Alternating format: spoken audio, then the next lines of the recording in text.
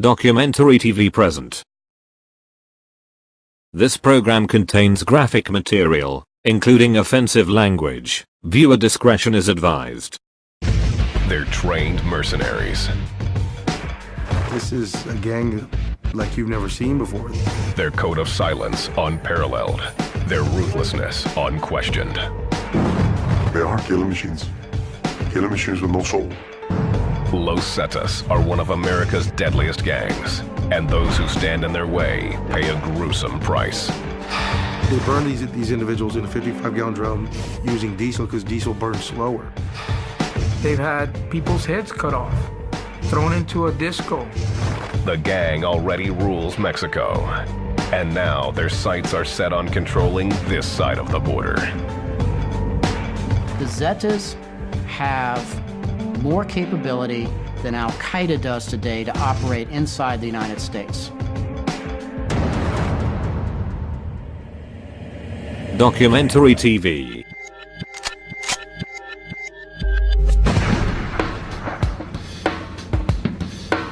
The mighty Rio Grande separates the United States and Mexico.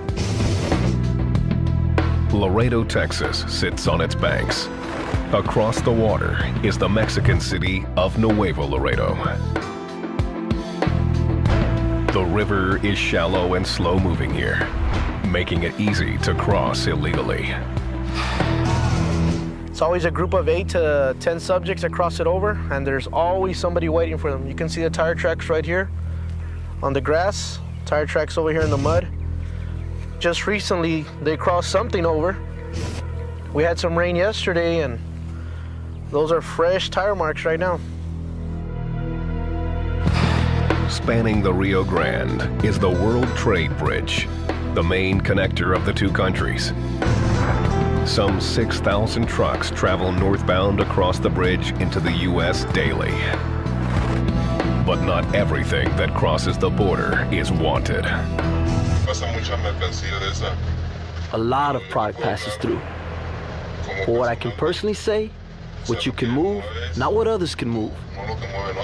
Let's say about 500 kilos a month. Los Zetas smuggle thousands of tons of narcotics across the U.S. border. The drugs are worth billions. In Spanish, Zeta is the letter Z. The gang took its name from the tactical radio call sign for commanders in the Mexican army. Los Zetas are universally feared, highly trained, and armed as well as any military. The amount of weaponry, grenades, grenade launchers that are available to the Zetas and are utilized by them is just unbelievable. And they don't hesitate to use them. They're business first, and if you get in the way of their business, they're gonna kill you. It's very risky standing next to the river right now with my uniform on and looking straight over there because there can be a sniper from a drug cartel looking at us from those bushes over there, and the Zetas can be watching me right now with a sniper rifle. The first objective is to kill. 28-year-old Elisar is an elite Zeta assassin in prison for multiple murders.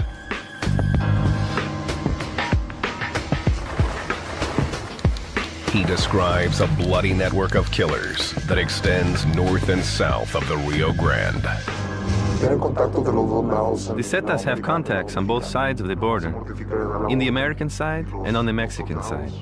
The commander gives the order to kill, and the soldiers take care of locating and killing the target. Elisar asked to have his identity concealed.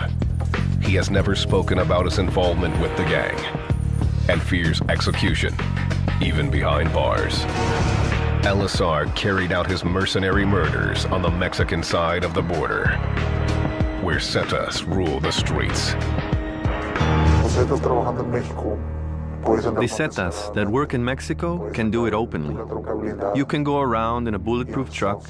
On the other side, you cannot drive in a convoy of 20 or 30 trucks like we do in Mexico. Los Zetas are brazen in their brutality, And according to LSR, there is no end to the resources they can tap to carry out their missions. They can buy anything they want. Commercial airlines, private jets, helicopters, all the drugs they want. They have so much money, it will never run out. Money is indispensable for everything. And since we have it, if we have a need for tools or for certain technology, we buy it, and that's all. Los Zetas have used their resources to control Mexico for years. Recently, they've expanded their reach into the United States. They're trying to take over this territory right here, and they're gonna do whatever it takes. If that means killing people in broad daylight, that's what they're gonna do. If that means that they're gonna shoot at a law enforcement officer, that's what they're gonna do. America needs to wake up and smell the coffee. The violence is right here. You know, you want to compare them to Al-Qaeda, these individuals are knocking down our door, just terror, pure terror. Rosalio Reta grew up in a large, poor family in Laredo, Texas. Rosalio Reta is the son of, you know, a couple of parents, hardworking parents who raised 8 other kids besides him, none of whom have ever run askew of the law in any way. Enticed by large sums of money, he jumped at the opportunity to become a Zeta at 13 years old. By 16, Reta was a killer cruising the streets of Laredo, carrying out hits. The Zeta's cleaner, he carried out his orders with ruthless efficiency. December 2005, a drug dealer and member of the Mexican Mafia, Moises Garcia, was eating lunch with his pregnant wife and son at this Laredo restaurant. Outside, a white Ford SUV cased the joint. When Moises Garcia gets out from the restaurant, loads his family into his car, he backs out like that, and the white expedition just come in like that. With the SUV blocking his exit, an unknown man jumped out with a 9mm handgun and began firing execution style. I know that his wife was pregnant at the time, but they gunned him down, and they actually got off the vehicle, and they went up to him and made sure that he was dead. The local authorities suspected the murder was the work of Los Zetas, retaliation for dealing drugs on their turf. But before they could make any arrests, the gang struck again. The next victim was 27-year-old Noe Flores. Flores and his brother were lured out of their house by an ex-girlfriend. Once outside, an unknown man jumped out of a car and shot Noe twice in the back. He proceeds to stand over him and empty his clip with a couple of kill shots to the head. The tragedy was that Noe was not the intended target. He was mistaken for his brother, who had a hit put out on him for dating the ex-girlfriend of a high-ranking Zeta. The Laredo PD now had 2 homicides and few leads. Then, another brutal shooting. Jesus Resendez, a local marijuana smuggler, and his nephew were heading north out of Laredo. The victim approached the red light here at the corner of Sierra Vista and 83 South. When he stopped at a red light, the hitmen, they just came behind him, parked right behind him, exited their vehicles, and with AK-47s and M16s, killed the victim, shooting the car multiple times and shooting the victims multiple times. Just to be sure, when that car left, there was another one that pulled up on the opposite side, and then you saw another 3 to 4 individuals get up and start spraying him. It's straight out of Hollywood, and you just didn't think that anybody could possibly want somebody dead that bad, to the point where it's just complete overkill. It was the 3rd brazen murder by Los Zetas in 5 months. The residents of Laredo, Texas were terrified. Well, we had 2 murders in broad daylight here in Laredo. And at that point, we knew that things were not going to get better. Los Zetas are not only willing to kill their enemies, they're willing to sacrifice the innocent to get what they want. September 17th, 2004. 27-year-old Yvette Martinez and her friend Brenda Cisneros, both Laredo residents, drove across the border and into Nuevo Laredo to see a concert at a local fair. It's the same fair that I went as a child, and so we didn't think anything of it. 2 days later, when the women still hadn't returned, Yvette's stepfather, William Slaymaker, went looking for them. He found her car in an impound lot on the outskirts of Nuevo Laredo. First thing I did, I had a Slim Jim in my car. I went, popped her car open, make sure there was any, blood or anything in there. There was not. Fearing the worst, he went to the Mexican police and the U.S. consulate. Both refused to help. He ran into dead ends until he started knocking on the doors of known drug dealers. They told him something terrifying. I found out that they had been pulled over by a police officer, taken to the police station, and from there, my understanding is that they were given as gifts to members of the Zetas organization. Los Zetas. This secretive and ruthless mercenary gang controls the U.S. border between Laredo, Texas, and Nuevo Laredo, Mexico.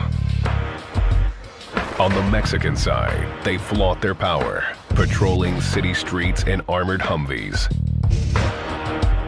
While on American soil, they operate more covertly, torturing and murdering their victims. Elazar, a Zeta assassin, admits he's killed countless people. You do what you have to do, whether you have to kill them all or only one person. If you have to kill the entire family will die. You're dealing with people that are no longer capable of feeling any humanity whatsoever. For the past several years, Los Zetas have been at war with their chief rival, the Sinaloa cartel, for control of the I-35 corridor. It is the main line into the U.S. interstate system, running from Laredo to Duluth, Minnesota. It feeds directly into more than a dozen other highways. The corridor is the holy grail for drug traffickers. At stake, the most lucrative narcotics zone in the world. They wanted the I-35 corridor. Everybody was fighting for it. Los Zetas started out as the enforcement arm of the Mexican Gulf Cartel.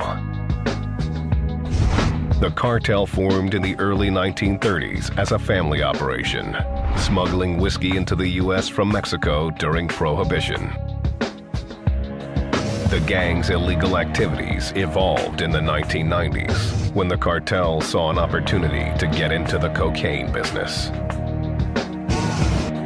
For decades, Colombia's Pablo Escobar, the king of cocaine, had controlled the drug smuggling trade. In 1993, Colombian and American special ops teams cornered and killed him in Medellin. That marked the end of Colombia's dominance of the drug trade. Mexico's Gulf Cartel stepped in to fill the void. The center of gravity for narcotics has now moved to Mexico. The reason for it is all about geography, because whoever has the geography is going to control the very lucrative gateways into the United States. And that's the prize. Documentary the Gulf TV. Cartel was led by the Mexican Escobar, OCL Cardenas.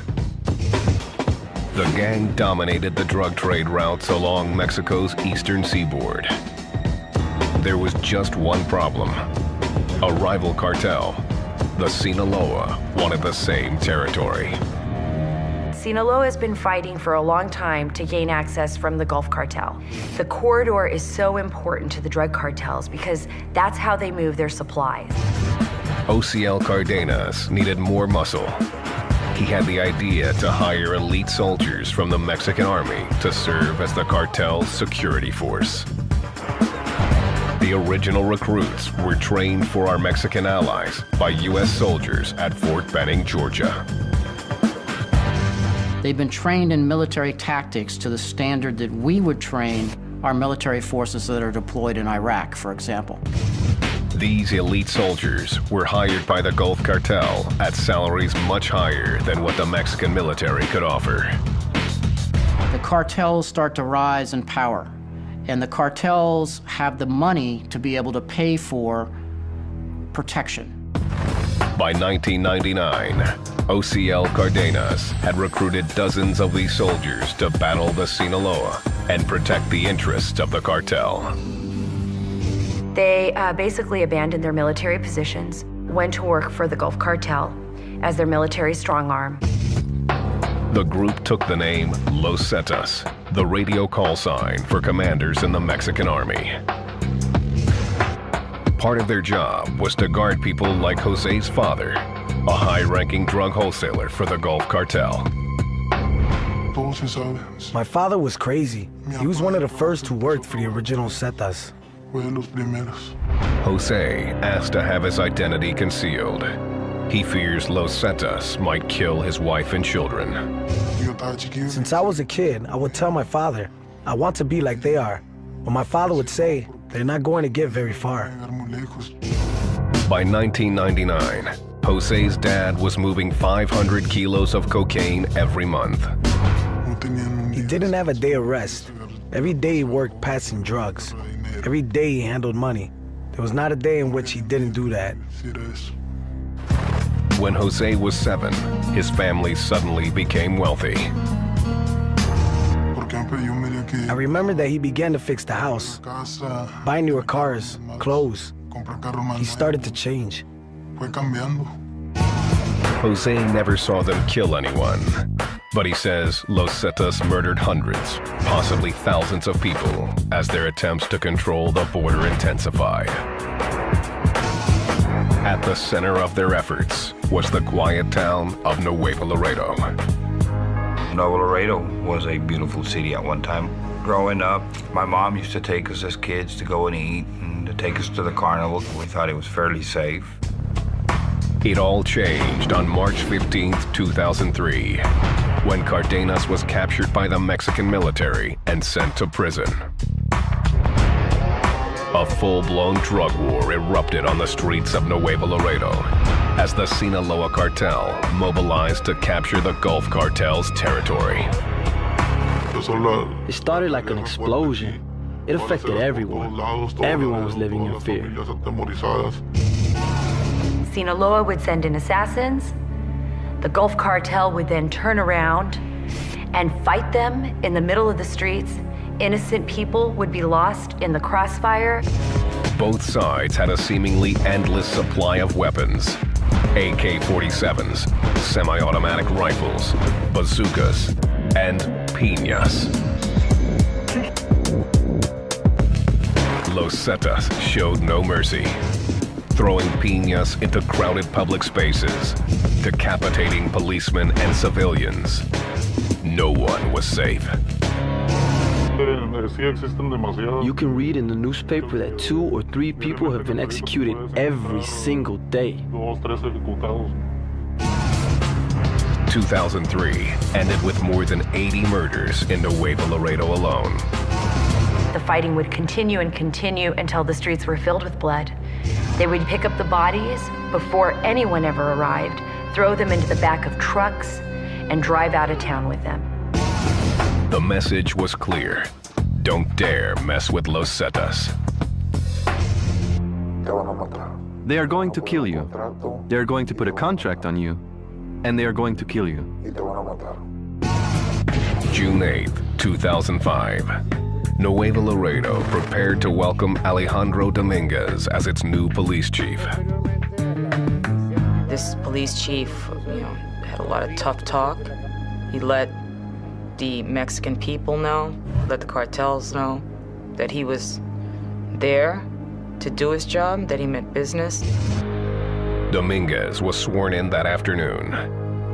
6 hours later, an SUV pulled up alongside the police chief's truck. Los Zetas unloaded more than 40 rounds from their assault rifles. Dominguez died at the scene. You have a very honest man that's trying to do the right thing for the safety of his family and his city. He felt this was the right thing to do. By the end of the day, he's dead. That very same day in Laredo, Texas, Mexican drug cartels murdered 2 other people they considered threats. One, a former policeman, was shot leaving work at 2 in the afternoon. The other was killed outside a Mercedes dealership, where he was getting his car serviced. Los Zetas seemed invincible, but the leader of the Sinaloa cartel was still determined to take over the Laredo corridor. Later that year, a videotape was circulated on both sides of the border. It showed 4 men, hands tied, sitting with a black tarp behind them. They had clearly been beaten. When you have plastic bags on the backdrop, you know something's gonna happen. You know that they don't want to stain something. The 4 hostages were Zetas, who'd been captured by members of the Sinaloa. They were forced by their captors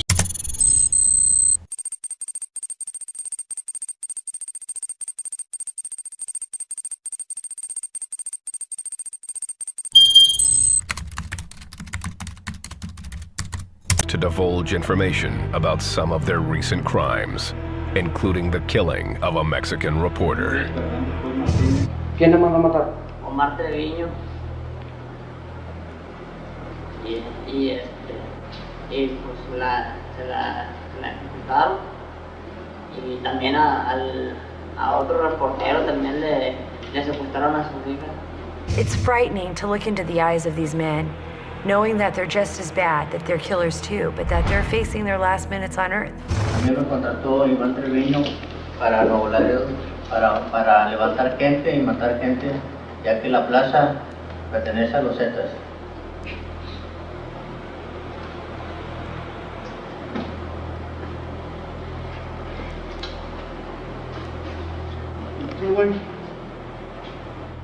We believe that even though they show only 1 person being executed, we believe that all the individuals have, by now been executed. We never found the remains. On December 1st, 2005, the Dallas Morning News published a photo of the scene. The drug war was now a major problem. I think it became known worldwide that there was something horribly wrong. Before that, they hid it very well. The residents knew, the people of Laredo, Texas knew, and the people of Nuevo Laredo knew. But the rest of the world didn't pay much attention. Then, in January 2007, U.S. authorities extradited Gulf cartel boss OCL Cardenas to the United States. He was charged with drug trafficking and attempting to kill both DEA and FBI agents. He was put in solitary confinement. Los Zetas saw an opportunity to seize control of the Gulf cartel. Over time, this group realizes that they become very powerful in themselves because they are the most violent. Los Zetas, who for years took orders, did something extraordinary. They shattered the gang's hierarchy and started calling the shots. You might as well even say now that the Zetas are really in the control. They're really the ones in control right now of Nuevo Laredo. Los Zetas, these military-trained killers, were once the hired guns of Mexico's Gulf cartel. Today, they are calling the shots. The soldier has become the general in this case. It's a hostile takeover in many ways. In Mexico, Los Zetas have erected altars on roadsides, in public buildings, and town squares. The Zetas leave gory tributes. The sacrifices are usually in the form of rotting animal heads or shriveled melon garnished with beads and feathers. These offerings are to Santísima Muerte, the saint of death. Banned by the Roman Catholic Church and revered by those who practice black magic, Santísima Muerte is traditionally depicted as a female Grim Reaper. Some petition her in times of sickness. Los Zetas prayed to her for survival and protection. is pretty famous in Latin America, but they've taken it and they've twisted it into their own thing. They know that what they do, it's illegal. They know it's a sin. So they only hope that a Santísima Muerte, which their patron saint, is going to protect them when they pass away. The Zetas know an early death is a common fate. They're disposable. You know, it's like a razor. Once you're done using it and its edge is gone, you get rid of it. Los Zetas operate an efficient machine from the top on down. The leader of the Zetas works with a team of regional commanders. They then dictate orders to small tactical units of Zetas called sicarios.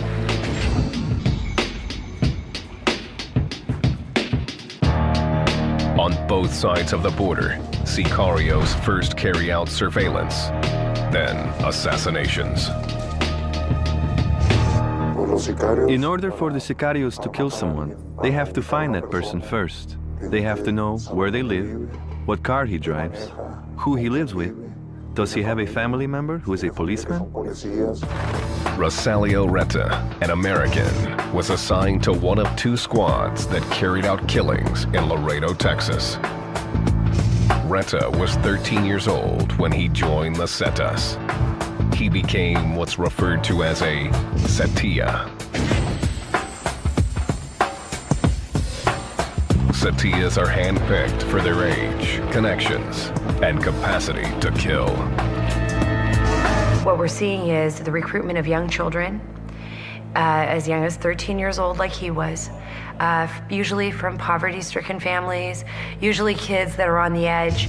They want individuals that can move into Documentary society, TV. very comfortable operating inside the United States, has a support and logistical base here, speaks the language, can move in and out, knows our social norms. Initiation into Los Zetas is simple. Zetillas must murder someone at point-blank range. They put a 45 in your hand and they put somebody kneeling down next to you and they say, shoot him. Shoot him in the head. Once a Zetilla has proven he can kill, the Zetas will send him to one of their training ranches. They'll use all military type of training, explosives, hand-to-hand combat, physical training, push-ups, running, all the type of training that a U.S. soldier will go through. They're taught how to use high-powered weapons. They're taught how to manipulate and use cell phones, how to take out SIM cards so that it won't be traced back. Their ability to kill in cold blood isn't enough. Prospective Zetas also must prove their mental strength. You are tortured by them, so you learn what torture is like. You have to be able to withstand pain and not divulge the information you have that they want. There are many types of torture: breaking bones, cutting the person, burning him alive, removal of your nails one by one, pulling of your teeth, cutting of your ears. If a Zetilla can't cut it as a killer, he'll be trained in another capacity, like drug trafficking or recruiting. When a Zeta leaves training camp, he has a variety of deadly tactics at his disposal. The most famous is known as Plata o Plomo.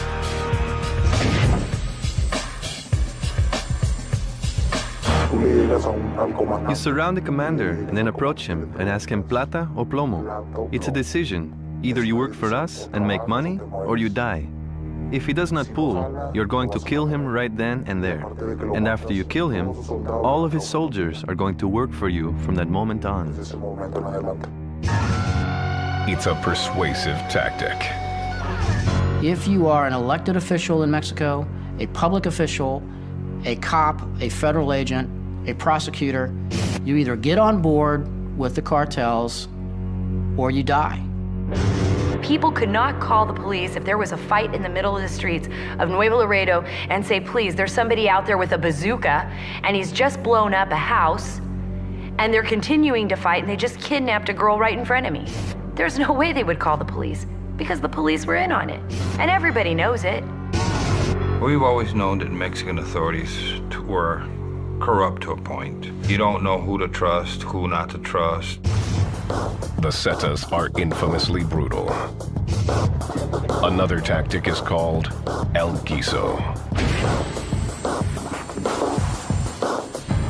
Basically, they put a person to a 55-gallon drum. They'll fill it up with either diesel or gasoline, set it on fire. They keep on adding pieces of iron that are chopped to keep it hot so it keeps on burning. Depending on the size of the person, if a person of 250 pounds, it's going to take 8 hours. A person of medium height will take 4 to 6 hours, depending on his size. The authorities say that most victims of El Guiso are dead before they are burned. This Zeta, who's taken part in such killings, insists that's not always the case. If they were making fun or they did something serious to us, we'd burn them alive. It's just one more way Los Zetas are making sure that no one, not even authorities, dares stand in their way. They're so terrified that reporters aren't telling the stories anymore in Mexico. Police officers are refusing to do their jobs. In Mexico, Los Zetas, one of the most ruthless drug smuggling gangs in the world, appear invincible. They've spent years perfecting their brutal methods to gain control of Mexican authorities.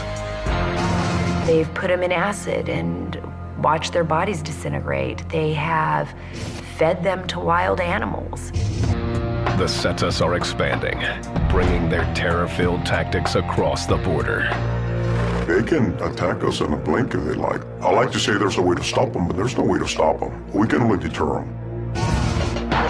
In 2005, they unleashed a series of killings in Laredo, Texas that shattered the city. Moises Garcia was gunned down outside a crowded restaurant during lunch hour. 1 month later, Noe Flores was shot in his brother's driveway. Then, Jesus Resendez and his nephew were murdered in their car while sitting at an intersection. Laredo residents were terrified. There's always been fighting among gangs, but the way these guys were doing it is too public, it's too vicious. There were no boundaries for these individuals. This homicide detective, Lorenzo, asked to have his identity concealed. He was charged with investigating the Zetas' activities in Laredo. In short time, he was able to link the Laredo killings to the Zetas. He zeroed in on the young sicarios, or hitmen, who were responsible. One was 16-year-old Rosalio Reta. Lorenzo identified Reta as the triggerman in the Garcia shooting and the driver of the getaway car in the Flores killing. The detective began tracking the Zeta assassins. It didn't take long before the hunter became the hunted. They were following me. They were planning either to kill me or pick up a member of my family to stop us from investigating them. In May 2006, the case broke when Reta made a critical error. He defied Zeta orders and went to Monterrey, Mexico to take out a Mexican mafia member. He shot up a bar, killing 4 and injuring 25 people. The Zetas were out for blood. In retaliation for what he did, he was actually kidnapped by his own friends, taken to a residence and beaten and tortured. And he was actually told he was going to get executed. Somehow, Reta managed to kill 2 of his captors and escape. Then, he turned himself in to Mexican police. While being held in a juvenile facility in Monterrey, Reta called the man pursuing him in the U.S. He actually called myself, called federal authorities in the U.S., requesting to be extradited because he was feared of his life. He was feared that they were going to kill him. The Zetas were actually going to execute him. Lorenzo flew to Monterrey, Mexico to take custody of the teen assassin. I'm trying to picture him before I even met him. I mean, he's got to have some big cojones. But then I see him, like you said, 5 or nothing. Just a kid. Once in custody, 17-year-old Reta confessed to 30 murders, many in graphic detail. Me gustó lo que hice, quebré la primera persona y me gustó. Me crié Superman a la verga. ¿Por qué? Porque ya mataba a alguien. La primera, ¿cómo te lo gustó? Pues, ¿Cómo lo metiste en el súper de 9 tiros, 8 en el desayuno en arriba. Le senté 4 en el pecho y 5 en la cabezota. Investigators were shocked at Reta's callousness as he spilled details of his many gruesome crimes. Rogelio Reta is one that I can tell you never showed any remorse. Didn't think what he did was necessarily wrong. He was just carrying out orders and carrying out his task. Probably perhaps most troubling was that he relished in it. He actually enjoyed doing this. Yo voluntariamente, yo lo mato. Chile, presta. Tu madre, que se duerme el gallo malo. Y pues todo, pues, se hizo como un juego de James Bond. Como un juego de James Bond. He compared himself to James Bond, sneaking around these individuals, doing surveillance on them, and then walking up and shooting them in the head. You see a kid that don't care about life. You see evil in his eyes. With their cleaner, Reta, locked up, investigators seem to be making progress in the war against Los Zetas. William Slaymaker, however, was having little luck discovering the fate of his stepdaughter.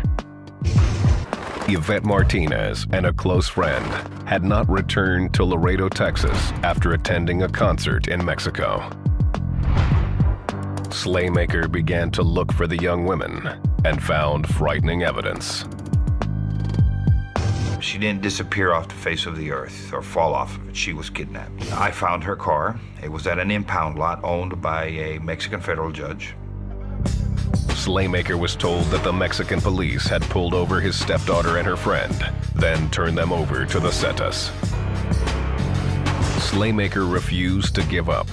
Hoping for a new lead, he began publicizing Yvette's kidnapping in the U.S.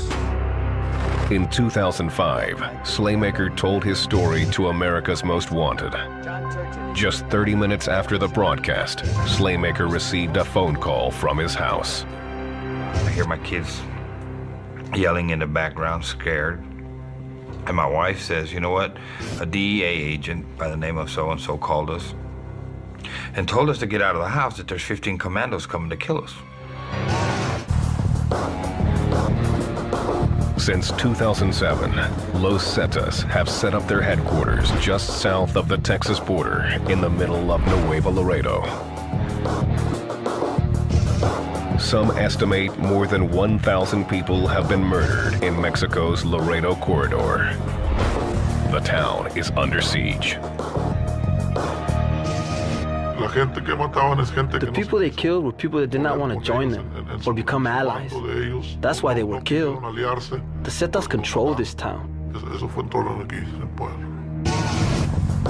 And they show no signs of slowing down. A man named Lescano is believed to have taken the reins of Los Zetas. When the heat gets too close, he simply crosses the border into the U.S.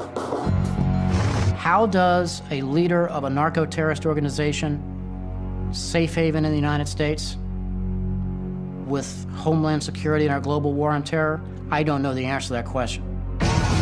Los Zetas are steadily moving into the U.S., planting hitman squads across the country. Chicago, Atlanta, California, Florida, Washington, Texas, everywhere.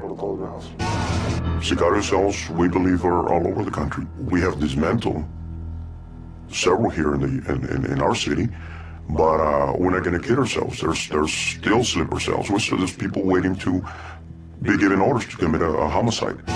It's a frightening development. What average street cop is prepared to deal with that kind of violence here in the United States? And I'm not belittling them. I was a street cop at one point. You're not thinking like that. You're not thinking from a military tactical perspective when you're out in your patrol car. There's another trend that disturbs authorities. Los Zetas are infiltrating American street gangs, including the Latin Kings and MS-13. They're controlling the gangs, using them to traffic drugs, and training them to be even more vicious. That's how they move their dope. They move it through the criminal gangs here in the United States. You have somebody not playing ball in New York City or Chicago, you give the order to have that person kidnapped or beat up or killed. And you give that order to the criminal gang here in the United States. If the Zetas want to kill somebody in the United States, once the order given is received, it becomes a question of hours, and at most, 1 or 2 days, and the job is done. You and I open up your morning newspaper and say, oh, that's terrible, another drug dealer killed. Most people don't care. They fail to recognize that the order for that assassination of that drug dealer came from a foreign country that borders ours. And yes, it may be that drug dealer today, but it may be the police chief tomorrow. The Lone Star State's prisons, already crunched for space, are filling up with Los Zetas. American authorities have already broken up 2 Zeta hitman crews in Laredo, Texas. After turning himself over to Texas authorities, teenage hitman Rosalio Reta was convicted in the Noe Flores killing. Texas police were able to match fingerprints on a pack of cigarettes to the getaway car. Reta was sentenced to 40 years in prison, but has filed an appeal. Detective Lorenzo predicts the Zetas will end Reta's life, whether or not he's in prison. There's a contract for the hitman now. So I guess shoes on the other foot. For the Zetas to lose one person in the chain is immaterial. For them to lose someone who is bringing money to them, it's like losing nothing. For every Zeta who ends up dead or behind bars, there is a network of criminals eager to advance their agenda. It's really unfortunate, but it's gotten to a point where our Border Patrol agents, the Mexican officials, our DEA agents are up against armies. Those who dare stand up to the regime of terror do so at their own risk. In 2005, William Slaymaker Documentary publicized TV. the kidnapping of his stepdaughter Yvette on America's Most Wanted. Within an hour, 15 Zetas were headed across the border to his Texas home to kill him and his family. The assassins never made it there. Mexican authorities intercepted them before they crossed the Rio Grande. Slaymaker's family escaped with their lives, but they've been robbed of their peace. It has affected everything I do in life from now on. I mean, everywhere I go, I'll go to a restaurant, I'll never give my back to the door or to a window. I always have to see what's going on. Even so, Slaymaker refuses to back down. He has started an organization to publicize the Zetas kidnappings in Texas. It's called Laredo's Missing. By his count, nearly 40 American citizens have been abducted by the gang, and the number is growing. It's scary to think that one can walk across a bridge and that's it. Nobody cares what happens to you over there. Slaymaker has been warned repeatedly by Los Zetas to stop talking, but he refuses. His stepdaughter is still missing. He won't quit until he finds her. Fear alone will not deter me. I mean, I've always said that if I have to lose my life for my wife to get the answers to our daughter's disappearance, then so be it. U.S. authorities are concerned about Los Zetas, but admit they don't have all the answers. For starters, they need better weapons and more manpower at the border.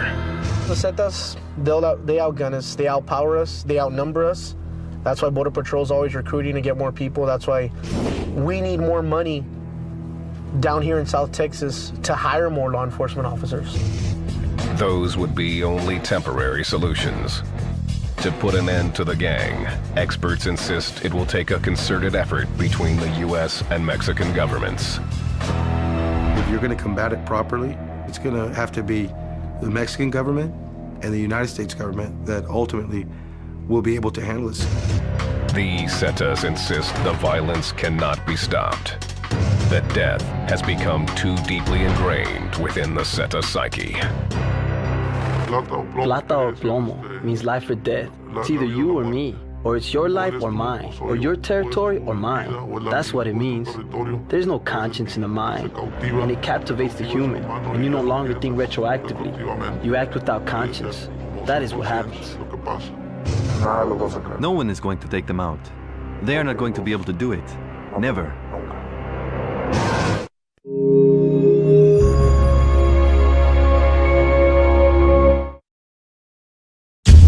Documentary TV Plus. If you want a more documentary video, just subscribe on our channel.